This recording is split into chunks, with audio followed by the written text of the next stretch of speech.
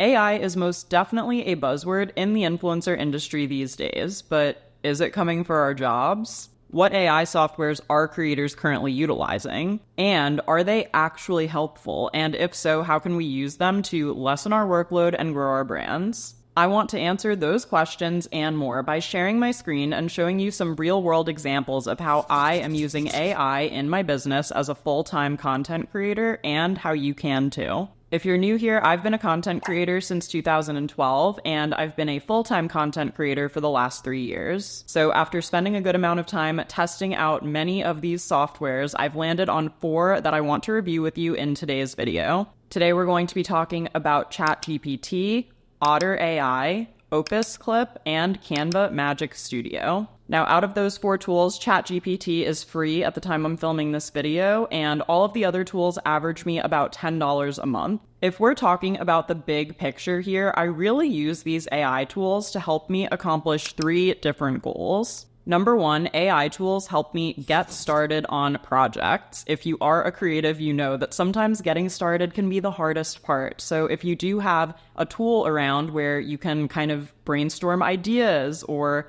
just get a jumping off point for a project, you'd be surprised how much that little help getting started can propel your momentum forward and help you do more. The second thing AI tools help me with is to speed up my processes. I am just one person and there's only so much that I individually can do in a day. But if I'm able to speed up the time it takes me to write a blog post or produce a podcast episode, that means that I will have more time to continue to put towards other projects and continue to put my energy towards things that will really help me grow and worry less about some of the nitty-gritty details. And AI tools also help me cover more ground. Because I'm able to use AI to speed up my processes and to help me get started on things faster, it means that I can be on more platforms and create more different types of content in different mediums and reach more people across more different places on the internet. With that being said, let's jump into the screen recording so you can see in action how I use these AI tools. Let me walk you through some examples of how I'm using these AI tools, and we'll start out with ChatGPT.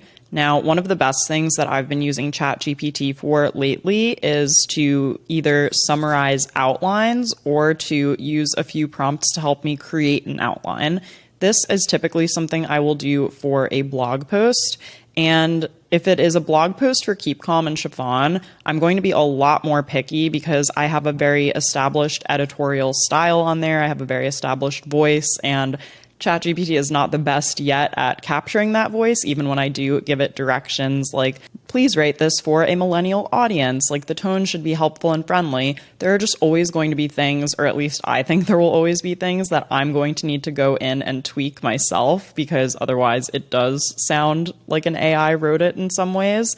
But one thing that it's been really helpful for is for a newer platform like my podcast that does not really have an established voice quite yet for purposes of blog posts. So I've been trying to create a blog post. Here is an example of one on my podcast website to accompany every episode because I do think that it's helpful for SEO to help establish the podcast and also to have, all of the links in one place and the YouTube video and stuff like that. But this blog post was kickstarted with this ChatGPT prompt. So basically what I did was copy and paste part of my outline from Notion for the podcast and asked it to summarize this podcast outline into a blog post with short paragraphs about each platform. And this is what it kind of came up with. So I use this as a starting point for the blog post. I would not in any way just copy and paste this, but one of the reasons that I like this as a ChatGPT prompt is because I am already giving it a bunch of information. I'm giving it an outline that I wrote. So to me, it feels less likely that it is pulling from random parts of the internet to try to write a blog post, and instead it's taking my own words, my own voice, and helping me flesh it out and summarize it here. So if you compare this and compare it to the blog post, I changed some of the header titles, like YouTube, the cornerstone of my content. I called it my go-to platform because that's how I talk. but it was just helpful to have that first part of it there, and even to have it broken down like, okay, the headers for this are YouTube, TikTok, Instagram, Pinterest, and then my blog. So again, I think it called Instagram like a roller coaster of engagement. I called it a love-hate relationship. But even just having this outline sped up my process of writing that blog post and enabled me to have the time to produce a blog post to accompany this podcast episode, which is not something that I would be able to do if I weren't utilizing ChatGPT. Okay, I'm not sure which creator I saw doing this, but I saw someone asking ChatGPT to help fill in the blanks of something.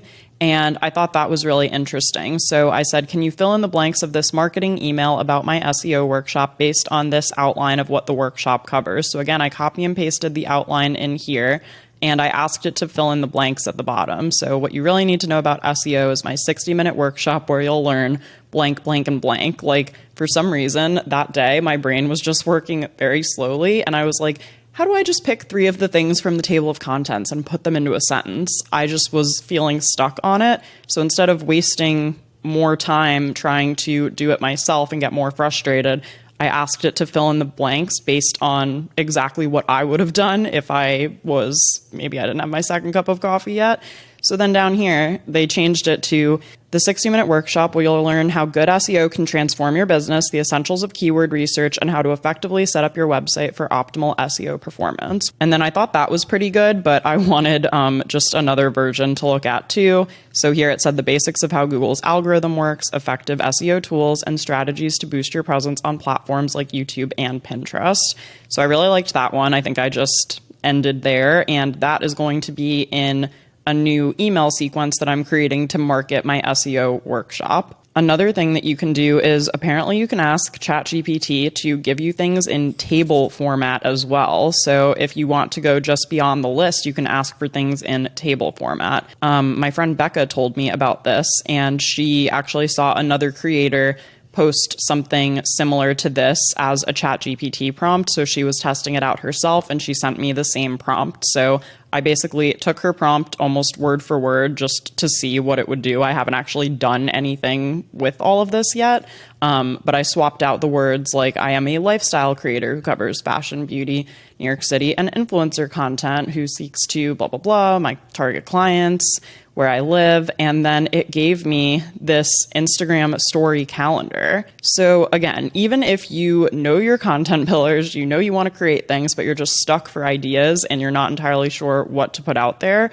something like this can be hugely helpful. And I am actually trying to take like a little bit of a break from Instagram right now, but if I were prioritizing Instagram growth and wanted to grow on stories, I would absolutely use ChatGPT for something like this. And honestly, I can even use this more for like my YouTube channel or my podcast, and I could ask it to put together like a whole podcast schedule for me. I could drop in like 6 ideas and say, can you space these out for me into a recording schedule and give me some, supporting text or copy to add along with them. Like, this is pretty in-depth, which I think is cool. So definitely something to play around with and keep an eye out on. And then another thing that I've been liking using ChatGPT for is to brainstorm related ideas. So one thing that you've probably heard me talk about on YouTube before is to double down more on what's already working. Take a look at your top performing videos and things that are going well and find other ways to create similar videos or replicate that. So I came into ChatGPT and I said, my top performing YouTube video is about how to make money as a creator on Pinterest. Can you suggest 10 other ideas related to this topic I can make future videos about? So then down below, it gave me these suggestions here. So not just how to make money, but like how to use Pinterest ads, for example. I actually don't use Pinterest ads, so that's not going to be a good video for me. But even utilizing Pinterest analytics to optimize your earnings, Pinterest traffic, driving sales to your website or online store. Like, these are more specific offshoot videos that I can create based on an already successful video on my channel. And then another thing is writing copy. So I recently asked it to help me create a product description for my new Notion template, which I know a lot of you have been asking about my Notion backend of my business. So if you've ever seen me walk through my Notion here on YouTube and you have wanted that template for yourself, it is actually available now on my website, austentosone.com. So I will leave a link to it down below in case you'd like to go check out the template. I'm really happy with how it turned out. And again, I've already created the template and I knew just generally what I wanted to say. So I wrote down, these are my customers. It's most likely content creators and small business owners who might be self-employed and are looking to stay organized. And I wrote down exactly what the template contains. And honestly, this was pretty much hitting the nail on the head. And I didn't even need to change too much of this because it really did just take exactly what I asked it to, and it just converted it into more organized copy. And again, would the sales copy on my website be better if I spent 4 hours doing it myself or hired a copywriter? Yeah, probably. But at least this is a starting point, and I can always go back and refine things later and hire someone else to adjust the copy to make it even more interesting and more clickable and all of that stuff. But as someone starting out whose goal is not to do everything perfectly right away, but to put things out there and continue to tweak them based on feedback and based on new resources and new information that I learn, this is exactly why AI tools can be a big game changer for us, because they can really unlock these opportunities for us to do more and put more out there and continue to refine as we go. Okay, let's move into another AI tool that I love called Otter AI. Now, by the way, you guys, back in the day when I was an intern at, you name it, Cosmo, New York Magazine, Nylon, I used to have to transcribe interviews that editors would do with talent or with whoever we were featuring in the magazine that month. I would literally need to sit there, listen to the conversation, type out every little word, and then go back in and make sure that I didn't make any mistakes or anything like that. It was the most mind-numbing task, and thank you, New York Magazine, for being the only publication that not only paid interns, but paid interns a higher rate for the time they were transcribing things. When I think about how much time I spent doing all of that, it is so insane. And so I'm so grateful for tools like Otter AI that do such a good job of, for the most part, like really just understanding exactly what someone is saying. So here is a transcript, and if you watched my most recent video about the beginner's guide to Pinterest, you will recognize that this is an exact transcript of what I say in the video. Now, I have already gone in and made little updates to this. So sometimes, for example, Otter AI might write out TICK, when it is referring to this platform, but usually it's just little things like that that I have to be on the lookout for. Sometimes I also will have to go in and capitalize, things like Pinterest or Canva. They might be lowercase. Usually if I mention one of my freebies, it doesn't know to capitalize, the influencer launchpad. So I really find that I only have to do some minimal editing when I use an Otter transcription, but I do this for 2 reasons. Number one, I find this transcription to be more accurate and more properly punctuated than YouTube's auto transcription for videos. And when you do go in and add your own captions to a YouTube video, you do get this little CC sticker on the screen, which I feel like makes your videos more accessible and easier for YouTube to process all of the information about your video because you have a more accurate transcription. Also, hi guys, look at that. 20K subscribers. Thank you guys so much for that. I really appreciate everyone who's subscribed. So coming back over here, number one, like I said, I use this as my YouTube closed captions because I think it's more accurate and I get tagged as having added my own closed captions to the video. The other reason I love having this transcript is because I can often use these transcripts from my YouTube videos as the basis for blog posts that I ultimately write. So obviously things like today in this video, I'm going to start walking you through Pinterest aren't going to make the cut for a blog post. But again, speeding up the process of taking a topic that I've already done keyword research for and finding a way to restructure it so that it makes sense for my blog is a process that used to take me a lot more time, but is now something that I can easily do thanks to Otter AI. And by the way, I'll have links to all of these tools down below. I am an affiliate for Otter and for Canva. I don't know if Opus has an affiliate program, but I will ask them about it. But obviously I use and love all of these tools, as you can see throughout the video. Okay, so now in order to take this transcript, which all I had to do was upload an MP3, wait for it to transcribe it, and then come back and make the little tweaks that I usually do, which is great. So now that I have this, I am going to go to the three little dots up here and click export. Usually I just copy the text to my clipboard, so it is copied just like anything you copy on your computer. I always combine paragraphs of the same speaker because I'm the only speaker, so if for some reason it thinks there was more than one person, they're wrong, it was just me. And I have remove Otter branding because I'm on a pro plan, which I can do. And I'm gonna go click export. So that text has been copied. Then what I will do is come back over here to ChatGPT. I'm gonna give it this instruction here. I'm gonna say, can you summarize this transcript into a 750 word blog post? The tone should be helpful and friendly. The audience is primarily content creators. My analytics tell me millennials and Gen Z, but I know that lots of different people watch my videos. And so let's see what it comes up with here. Wait, you guys, ChatGPT, I think I'm on 4 now. It's definitely gotten better since the last time that I used this, because look at how it's even doing like header 1, header 2, and putting in like lots of bullet points and stuff. It's making the blog post very skimmable, which I actually didn't even tell it to do, but like is something important that I think about when I am writing blog posts. Oh my God, it even took the part about nearing 20,000 subscribers. That's the best one I've seen it do so far. I'm glad you guys were here with me to witness that. So what I'm going to do is copy this and create a new Google Doc.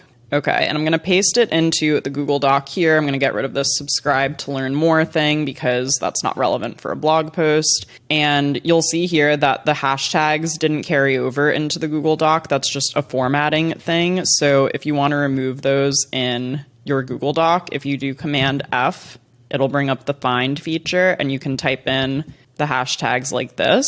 Go to the 3 dots and replace with nothing. You can click on replace all. So that will remove the hashtags. Again, I'm going to just replace all if there were any left over. So that did remove most of the formatting. I'm also going to remove the asterisks. I'm glad that Google Docs has this feature because otherwise you would have to like actually go delete everything.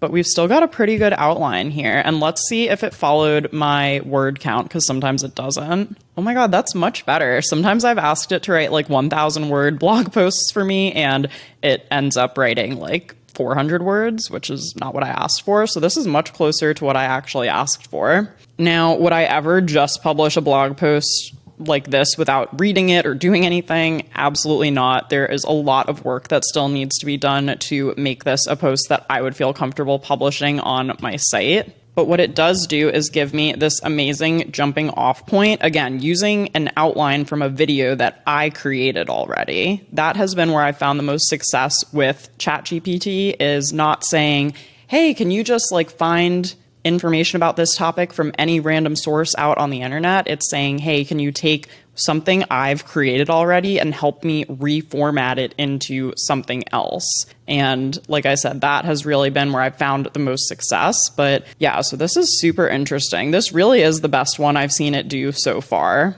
I feel like I will definitely, again, still be making tweaks. I'm going to obviously add my own images, my own examples, and change the tone to make it sound more like me. But this is a really great jumping off point. And what I usually will do is publish a blog post like this probably a few weeks after the YouTube video's gone up, so that each one kind of has time to get ranked in the algorithm and to get shown in its own search engine. And also, I don't want the content to be exactly the same, so I might, tweak some of this here or choose different examples, or maybe think about other things that I didn't get to include in the video that I want to make sure I include in the blog post here.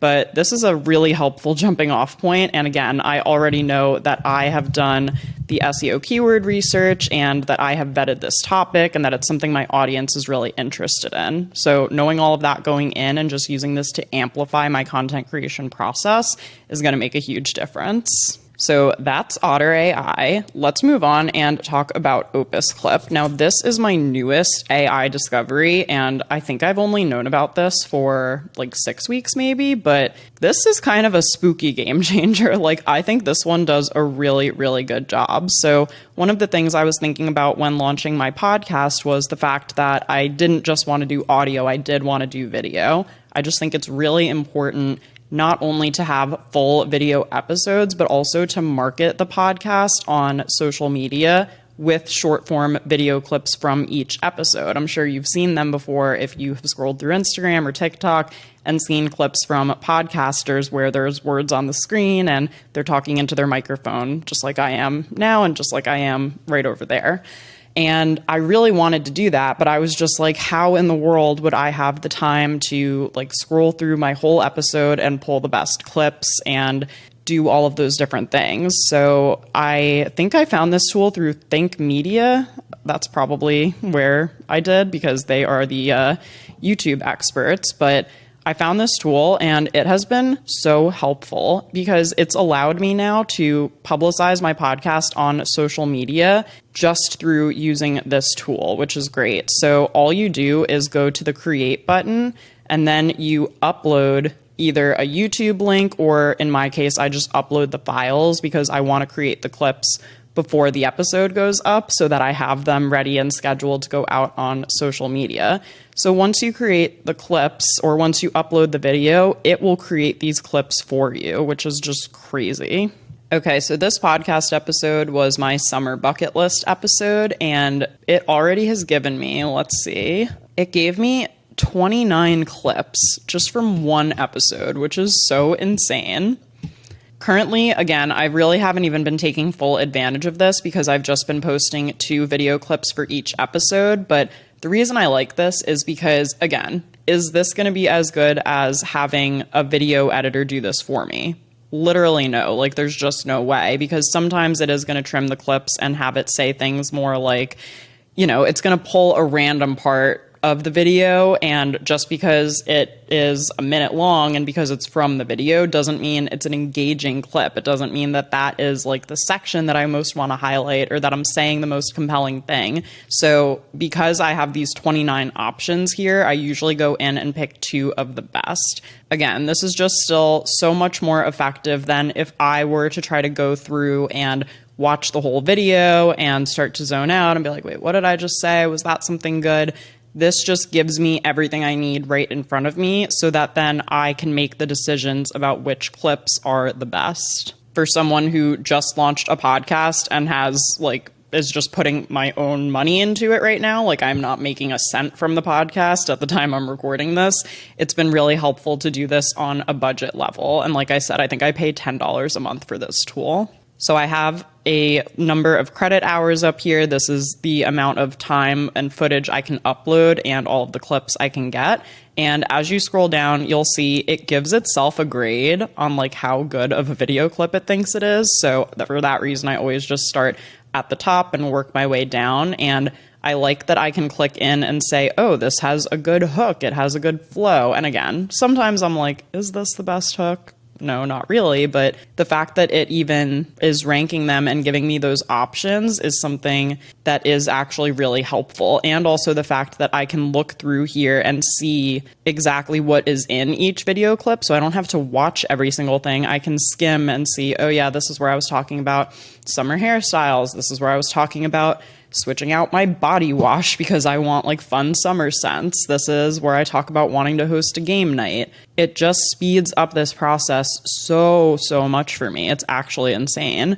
And if we were to go into one of these clips, let's maybe see about this one where I say picking up a lavender body wash. What I can do is click here and do edit clip. And you'll see here on the side your ability to even edit this clip further. So for example, maybe I would want to start this clip with, I want lavender, mango, give me those summer scents. So if that's the case, I can click on the I here and I can do set as start. And when I do that, it automatically trims the video for me so that I'm just starting here. So then we just have, I want, lavender is, mango is, like, give me these summer scents. Maybe that's a bit more engaging than if I were to start with whatever was there before. Clearly, I don't remember because it's gone already.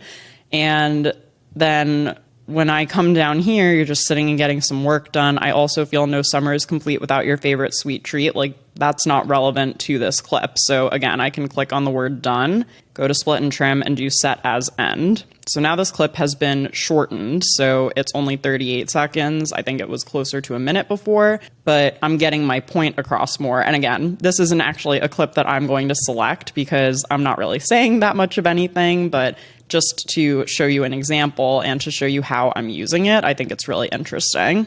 And then up here, you can also add up to 5 preset templates for like your text. So right now, this first one that I had created is kind of blending in a little bit with the mic. So I'm going to switch to preset template 2, where I have a thicker line here surrounding the text, and I can skim through and see exactly what it's going to look like. So I might also want to add a period after the word get. So I can go to edit words and just say correct that one, and then I have a capital S in the next word. Or you could change it to be all lowercase or whatever you want. Like lavender doesn't really need to be uppercase. So the fact that you can go in and do these things is great. If I said I don't know here as a filler and I just want to select I don't know and say remove caption, I could remove just the caption from the screen, or if I click remove caption and video, it cuts out that I don't know down here so that no one has to hear my filler words, which is cool.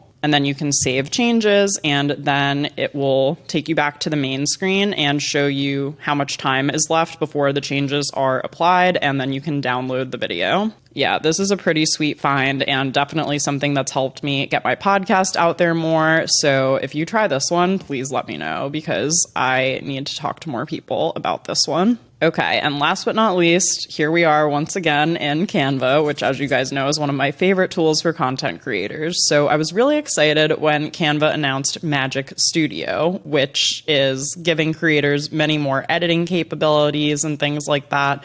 I will say this has been the tool that has been most hit or miss for me right now. I really want Canva to have success with Magic Studio, but right now, even for things that you'd think might be a little bit more simple or straightforward, it's taken like some weird turns every once in a while here. So just as an example, this is a photograph from my podcast website that I have used Canva Magic Expand for.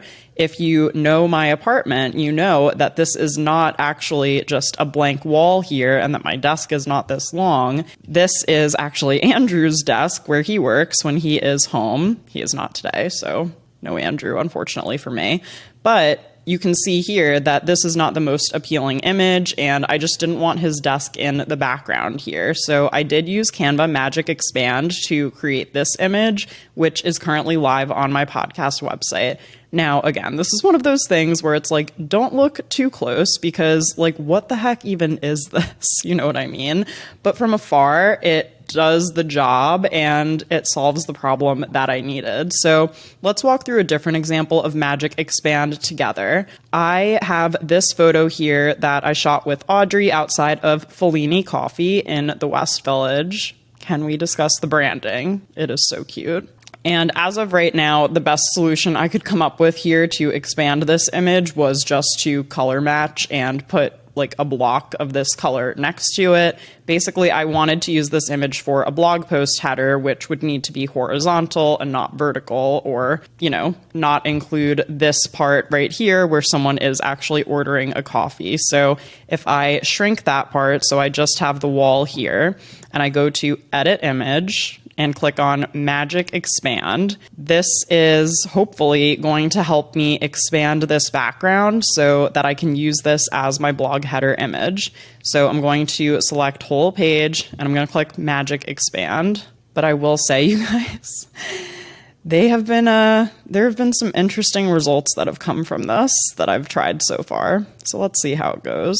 Okay, so like some of these are probably more believable than others, but like why? Yeah, like is this just opening into like someone's home? I'm not sure why it would put that there. That's not too bad. Although obviously if you like live in New York and know what this looks like, you would know that that's not what's really there. This kind of seems out of place to me. I think of this first results batch, I would probably pick this one, but you can also generate new results to see what else it comes up with. Like, sometimes it just is making this more complicated than it needs to be. Like, actually, what is that?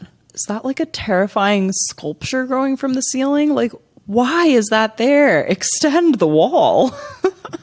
Like, what is that? Why does this look like distorted Latin or something? It's the world's tiniest door with a demented starfish on it. Let's try one more time and see if we get anything better. What is going on here? What is this?